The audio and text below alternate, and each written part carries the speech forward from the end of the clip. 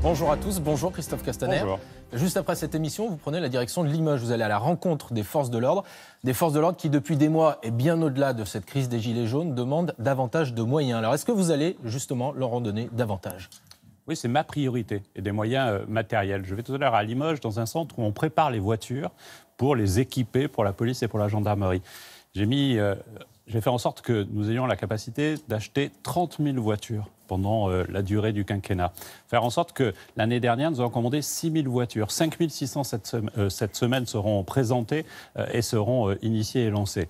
C'est donner des moyens du quotidien, c'est leur donner des conditions de travail correctes. C'est pareil sur l'immobilier. Nous allons mobiliser 900 millions d'euros pour remettre en état ou construire de nouveaux commissariats et de nouvelles casernes, parce que je ne supporte pas l'idée que le caïd du quartier ait des conditions de business supérieures et meilleures que les conditions de travail de mes policiers. Plus de moyens de protection également ? Nous allons aussi investir 18 millions d'euros pour leur protéger nos policiers qui en ont besoin. Mais donc c'est vraiment cette police de sécurité du quotidien, au plus près du terrain. Moi je souhaite une police qui soit différente à Limoges, à Paris, en zone urbaine, en milieu rural ou sur la côte littorale pendant les vacances. Plus de gilets, sur des sujets plus différents. de pare-balles par exemple, plus d'équipements de ce type-là ? Il est indispensable que tous nos policiers, tous nos gendarmes aient un équipement qui les protège au quotidien. On a appris cette semaine que le nombre de morts sur les routes au mois de janvier a augmenté de près de 4%. Est-ce que pour vous, c'est directement lié aux radars qui ont été détruits ? Et d'ailleurs, combien de radars ont été détruits et ne sont plus en état de fonctionnement ? À peu près 75% du parc des radars a été soit détruit, soit détérioré, soit attaqué, soit neutralisé. Et oui, il y a un lien direct. Je vais vous prendre un exemple. Il y a des radars, vous savez, qui sont masqués. Les automobilistes voient qu'ils sont masqués. Puis comme ils ont l'habitude de passer au même endroit, ils voient qu'ils sont masqués. Sauf qu'en fait, ils continuent à enregistrer la vitesse. Ils ne font pas de photographie, il n'y a pas de procès-verbal, mais ils enregistrent la vitesse.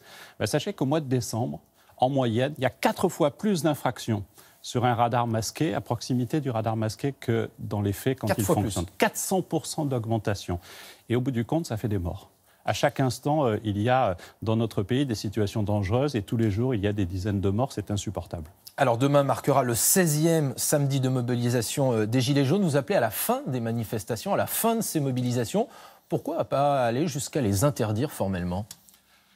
D'abord parce que c'est un sujet démocratique. Moi, je ne suis pas un ministre de l'Intérieur qui veut interdire le droit de manifester, mais j'appelle à la responsabilité. Il y a chaque semaine 40 000, 50 000 personnes qui manifestent, c'est-à-dire à peu près autant que pour voir un match de foot de l'OM. C'est ça la réalité, c'est-à-dire au fond plus grand monde. Et systématiquement, il y a des violences, parce qu'il y a des gens qui se mêlent à ces manifestations pour venir casser, pour venir détruire, pour venir agresser. Et vous leur dites quoi alors aux gens qui s'apprêtent à descendre dans la rue demain ? Mais la démocratie, ce n'est pas la démocratie de l'émeute, le président de la République l'a dit. Moi, je pense à la démocratie du débat. Aujourd'hui, il y a un débat. C'est le mouvement, il est là. Vous avez près de 2 millions de personnes qui sont allées sur le site du Grand Débat. Vous avez 1 200 000 contributions. Vous avez près de 10 000 réunions qui sont organisées, qui vont être organisées partout en France. C'est ça la démocratie. Et donc, oui, je les invite à participer au débat, à peser de tous leurs points. Il faut qu'ils se posent une question simple. Quelle trace, au fond, ils veulent laisser ? C'est un mouvement social exceptionnel. On en a suffisamment parlé. Ce n'est pas nécessaire de rajouter, avec des revendications sociales, des revendications de démocratie et de fonctionnement de la démocratie. Et maintenant, la seule trace qui reste, c'est celle de ces violences répétées. Il y a une sorte de rite et de quelques leaders qui font des sorties toutes plus surprenantes les unes que les autres. Justement, plus de 3 mois après le début de ce mouvement, est-ce que vous pouvez nous dire où est-ce qu'on en est ? Combien est-ce qu'il y a eu de personnes interpellées ? Combien de policiers blessés ? Combien d'enquêtes ouvertes, notamment par l'IGPN, pour des soupçons de violences policières ? Alors d'abord, il y a eu presque 2000 policiers blessés, gendarmes, pompiers, qui ont été caillassés, agressés, blessés et blessés gravement. Et il y a un peu plus de 150 enquêtes aujourd'hui qui ont été demandées à l'IGPN, qui est l'inspection générale de la police nationale. Certaines ont déjà abouti ? Du côté, non, parce qu'elles sont du coup placées sous l'autorité judiciaire et dans ce cas-là, il faut le temps de l'instruction. Sachez que s'il y a des fautes, les fautes seront sanctionnées. Et ça se fait sous contrôle d'un juge parce qu'évidemment, il y a une enquête. Et moi, je souhaite que systématiquement, quand il y a un signalement contre une faute alléguée contre un policier ou contre un gendarme, il y ait une enquête. Je voudrais quand même préciser que dans les chiffres que je vous donne de saisine de l'IGPN, ça va de l'injure jusqu'à des violences graves. Est-ce que c'est normal que le procureur de Paris encourage à ne lever les gardes à vue sur ces jours de mobilisation qu'après les manifestations des Gilets jaunes ? Est-ce que ce n'est pas une atteinte à leur liberté ? Alors l'atteinte, ce serait si le ministre de l'Intérieur se mettait à commenter des décisions et des circulaires du procureur de la République. Et donc évidemment, je ne le ferai pas. Justement, vous parlez des portes de sortie de ce grand débat. Il a été question à un moment d'un référendum. Est-ce que ce matin, vous nous confirmez qu'un référendum, le jour des européennes, c'est politiquement et matériellement exclu ? Matériellement, ça n'est pas exclu, parce que le ministère de l'Intérieur, qui sera en charge de l'organiser, est capable de l'organiser. La question, elle est politique, elle est celle de la décision politique. Mais je dirais presque que c'est accessoire. Ce qui compte, c'est la question que vous posez. Et que la traduction concrète dans la vie des Français se fasse par un référendum, par une loi, par un décret, les Français, ils s'en fichent un peu. Ce qu'ils veulent, c'est effectivement des choses qui changent en profondeur dans leur vie quotidienne. Juste en un mot, dans les propositions qui reviennent dans le grand débat, il y en a certains qui disent qu'il faut revenir sur le cumul des mandats. Vous seriez pour ou contre ? Alors, moi, j'ai pratiqué le cumul des mandats. J'étais maire d'une petite commune, Forcalquier, et député. Et je vois le volume de travail qu'il faut quand on s'engage dans ce boulot-là. Donc non, je pense que c'est les parcours qui vous font, qui vous forment. Mais je pense que revenir aujourd'hui sur la question du cumul n'est pas opportune. Mais c'est un débat qui est ouvert. Moi, à titre personnel, je n'y suis pas favorable. Alors, vous êtes ministre de l'Intérieur, ministre des Cultes également. Il y a eu une polémique cette semaine. Est-ce que porter un hijab de course, vous considérez que c'est une atteinte à la laïcité ? Non, ce n'est pas une atteinte à la laïcité, parce que la laïcité, elle est simple. Elle consiste à défendre le droit de ne pas croire comme le droit de croire. Et on peut porter des signes religieux dans l'espace public. Vous regrettez donc que Decathlon, finalement, ait renoncé à vendre ce hijab ? Non, je regrette vraiment cette polémique. Ça, c'est un peu franco-français. On fait des polémiques sur ce sujet. Moi, j'ai plutôt envie de penser à ces femmes qui, en Iran, en Algérie, se battent pour ne pas porter le voile ou le hijab. Ce que je sais, c'est que le Coran n'oblige pas à porter le hijab. Et donc, une chose est sûre, c'est qu'il y a d'un côté des militantes qui se battent pour leur liberté, et je pense plutôt à elles.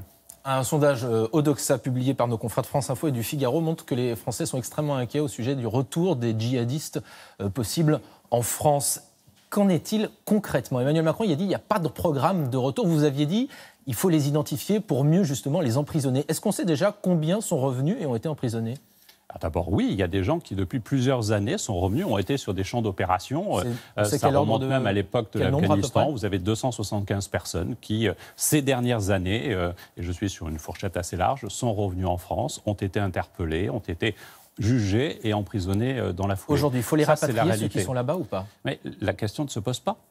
La question ne se pose pas. Il n'y a pas de rapatriement prévu et organisé. La seule chose que je peux vous dire comme ministre de l'Intérieur, c'est que si une personne devait revenir en France, dans n'importe quelles conditions, y compris, comme ça a été le cas le plus souvent, de façon irrégulière en franchissant la frontière, parce que nous les connaissons, ceux qui sont sur place, nous l'interpellerons, nous la mettrons à disposition de la justice et elle sera jugée. Est-ce que c'est la même chose pour les enfants ? On les laisse là-bas ou est-ce qu'on les rapatrie ? Est-ce que c'est particulier pour les enfants ?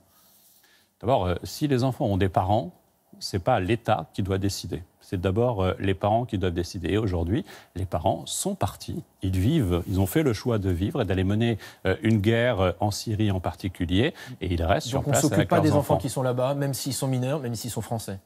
Et ils sont avec leurs parents. Et donc, de toute façon, même d'un point de vue juridique, nous n'aurions pas le droit d'aller sur place, de prendre les enfants et de les rapatrier pour les protéger. Ce serait une violation totale du droit et du droit de l'enfant aussi. Quel est l'état de cette menace terroriste aujourd'hui en France ? On sent justement que nos compatriotes sont encore très inquiets. Alors, elle est constante, elle n'est pas liée au sujet précédent. C'est-à-dire, ce que je veux vous dire par là, c'est qu'en réalité, le risque de menace reste élevé, mais de façon endogène. C'est-à-dire des gens qui, en France aujourd'hui, peuvent commettre un acte terroriste. On l'a vu sur Strasbourg au mois de décembre. Nous sommes passés d'une phase où les attaques étaient exogènes, organisées notamment par Daesh depuis l'Irak, depuis la Syrie, dans certaines circonstances que l'on connaît, à aujourd'hui un risque permanent dans lequel nous vivons, dans lequel vivent nos forces. Ils sont formés pour cela. Nos services de renseignement montent en puissance. Nous recruterons 1900 agents supplémentaires pour le renseignement en France, notamment parce qu'il nous faut nous armer dans la lutte contre le terrorisme. Beaucoup d'attaques, d'attentats ont été évités ces derniers mois ? Ces dernières années, parce qu'on ne communique pas au quotidien sur ce sujet, ni ces derniers mois, vous comprendrez volontiers mon silence sur ce sujet, nous avons neutralisé de nombreuses attaques. Vous savez, juste pour en illustrer cela, quelques jours avant le 17 novembre et le début du mouvement des Gilets jaunes, un groupe s'était constitué et s'était intitulé « Ça va saigner le 17 ». C'était une attaque terroriste, nous l'avons neutralisée. Merci beaucoup Christophe Castaner. Merci à vous. C'est à vous Damien.